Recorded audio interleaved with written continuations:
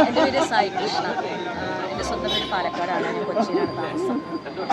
ജയസമയത്ത് ഓൾമോസ്റ്റായിട്ട് ഞാൻ അസോസിയേറ്റ് ചെയ്തുകൊണ്ടിരിക്കുകയാണ് സിനിമ. എൻ്റെ ലക്ഷ്യം സിനിമ തന്നെയാണ്. സിനിമ ഡയറക്ഷൻ എന്നുള്ളതാണ് എൻ്റെ ഏറ്റവും വലിയ. സ്വന്തമായിട്ട് ഞാനൊരു മൂവി ചെയ്തു. കഥാപാത്രമായിട്ട് 10 ദിവസം കൊണ്ട് തീർന്ന ഒരു മൂവിയാണ്. 1.5 മണിക്കൂർ മൂവി. Sea of Love. പാലക്കാടായിരുന്നു അതിൻ്റെ ലൊക്കേഷൻ. അതായത് സ്ത്രീകൾക്ക് പ്രാധാന്യം നൽകിയുള്ള സബ്ജക്റ്റ്.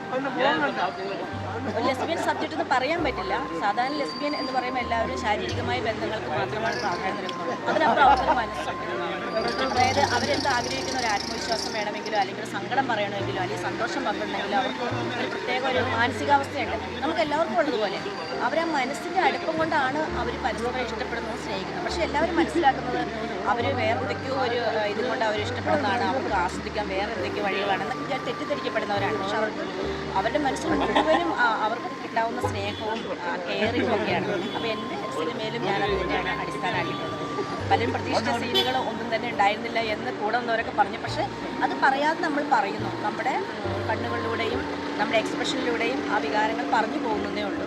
അടിസ്ഥാനം സ്നേഹവും പ്രണയവും തന്നെയാണ്. ഞാനിപ്പോൾ 4ാമത്തെ വർഷം. സിനിമകളൊക്കെ കണ്ടോ?